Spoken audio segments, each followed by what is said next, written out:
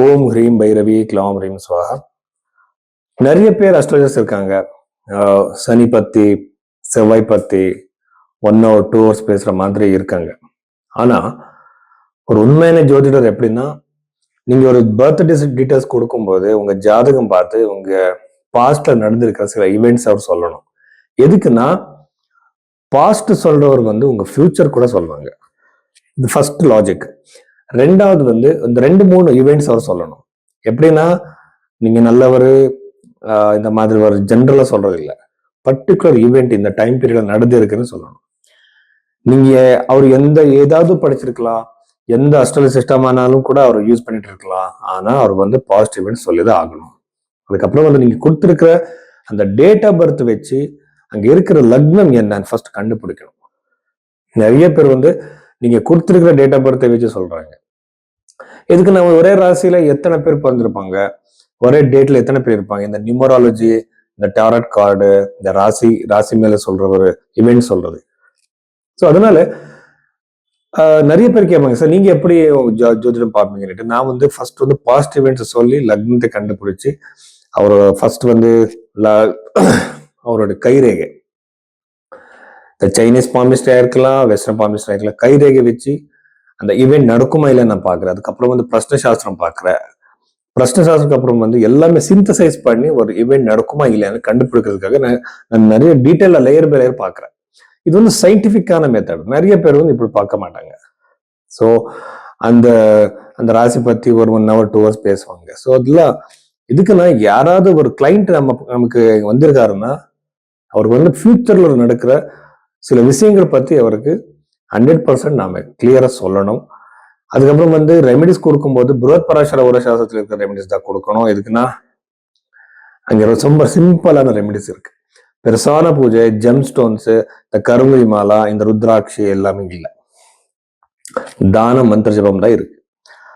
So இந்த மாதிரி எல்லாம் நம்ம பார்க்கணும். இதுக்குன்னா ஜோதிடத்துல காலசர்ப்ப தோஷம் இல்லை, புருஹத் பராசர ஓர சாஸ்திரம் நீங்க படிச்சா அங்க பித்ருதோஷமும் இல்லை, செவ்வாய் தோஷமும் இல்லை. ஸோ நிறைய விஷயங்கள் இருக்கு பேசுறதுக்கு.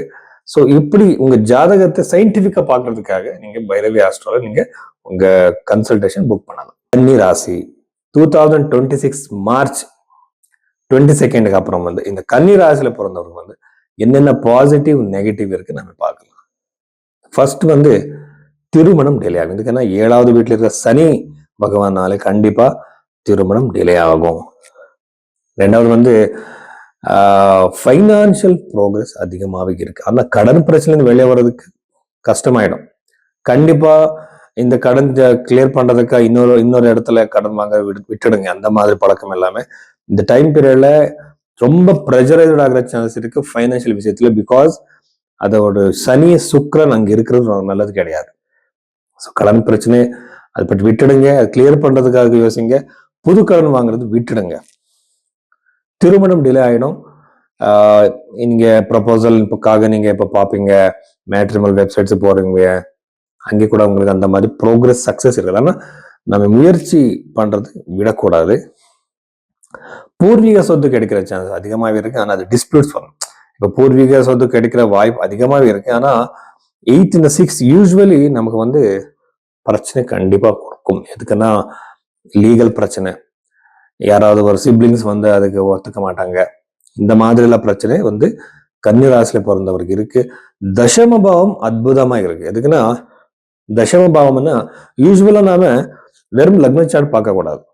தசம பாவம் தசமாம்சம் பார்க்கணும். இங்க குரு கிரகம் இருக்கிறதுனால புது ஜாப் கிடைக்கிற சான்சஸ், இருக்கிற ஜாப் விட்டுட்டு வேற ஜாப் தேடுறீங்களா அங்கே கூட சக்சஸ் இருக்கு.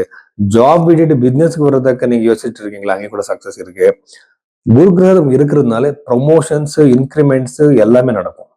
சில பேருக்கு அவரோட ஒய்ஃபுக்கு இந்த ராசியில கன்னி ராசியில பிறந்தவருக்கு லைஃப் பார்ட்னர்ஸ்களுக்கு சக்சஸ் கிடைக்கும், ப்ரொமோஷன் கிடைக்கும். அது கவர்மெண்டா இருக்கலாம், பிரைவேட்டா இருக்கலாம். இந்த மாதிரி அதிகமான பாசிட்டிவ் சேஞ்சஸ் இந்த கன்னி ராசியில பிறந்தவருக்கு இருக்கு.